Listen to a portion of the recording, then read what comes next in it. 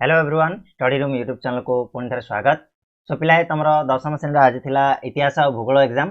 तो या पूर्व आम ऑलरेडी इतिहास जो थिला तुम 25टा क्वेश्चन तार आंसर को डिस्कस कर सारी। तो सेट ए पेपर आम पाखे बर्तमान अच्छी। तो ख विभाग में तुम जो भूगोल और अर्थनीतिर 25टी क्वेश्चन रही बर्तमान डिस्कस करवा। या केते मार्क रहा निहाती मत कमेंट बॉक्स में जनईदेव। आज एग्जाम बहुत ही भल जाइए समस्त पचारिक बुझी सारे ऑलरेडी। तो समस्ते भलसे देखनी। 26 नंबर प्रश्न, भारतर अरण्य भूमि आयतन वृद्धि केउ पदक्षेप ग्रहण करा जायछि? तो यार उत्तर हो जलछाया निर्माण करा जाउछि।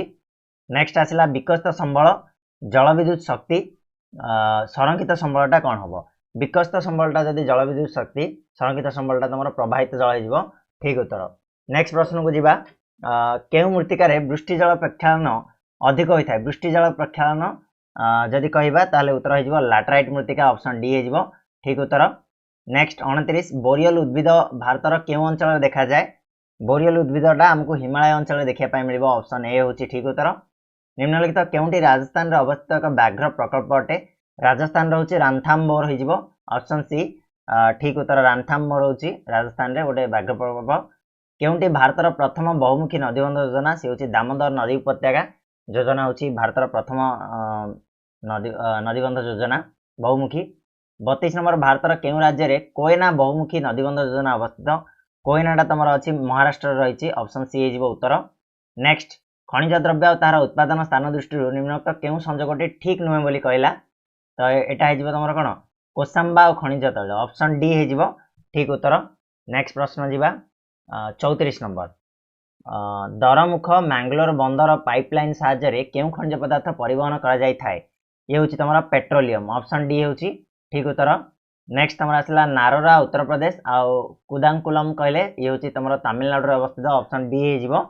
ठीक। नेक्स्ट, समुद्र केउ अंश खनिज तैल गच्छित थिबार देखा जाए? ये तुम उत्तर महिषपान, ऑप्शन ए। झारखंड में करा स्थानांतरित कृषि को कौन बोली कहा जाए? ये हूँ कोरुआ, ऑप्शन डी हो। ठीक उत्तर। नेक्स्ट, ऑयल इंडिया निम्नलिखित केउ धरणर शिल्प अटे? ऑयल इंडियाटा आमर गोटे सरकारी बेसरकारी यौथ ना समवाय? तो उत्तर हो पाने तुम यहाँ यौथ शिल्प। नेक्स्ट आसवा, कागज शिल्प दृष्टि केउंटी अन्य तीन ठार भिन्न बोली कहला? केरल पुलामुर हो। ठीक उत्तर, ऑप्शन सी। केउ कृत्रिम तंत्रु खनिज तैल प्रस्तुत करा जाए? पॉलिस्टर हो यार उत्तर। ठीक उत्तर, ऑप्शन डी। केउ जलपथ दे दक्षिण अमेरिकीय देश समूह सह वाणिज्य कारोबार हुए? ये जीव उत्तमाशा अंतरीप, ऑप्शन सी। ठीक उत्तर।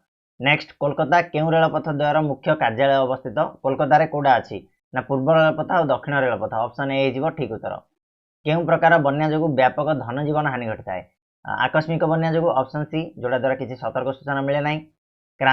क्रांतिमंडलीय बन्या जो निम्नलिखित केउ अंचल व्यापक धन जीवन प्रभावित होता है? क्रांतिमंडल बन्या जो, तो जदि कहबा क्रांतिमंडल बन्या आमर उपकूल अंचलटा बेसी प्रभावित हुए, ऑप्शन ए। नेक्स्ट आसवा, केउठारे विश्व वाणिज्य संगठन मुख्य कार्यालय अवस्थित? जेनेवा, यहाँ समस्त जानते, ऑप्शन बी। नेक्स्ट, केउंटी साधारण बंटन व्यवस्थार अंतर्गत नुह बोली कहला? आलू, कहीं गहम चीनी चाउल ये सब मिले किंतु आलू मिलेनी। प्रथम खाउटी सुरक्षा आंदोलन केउठारे आरंभ होता?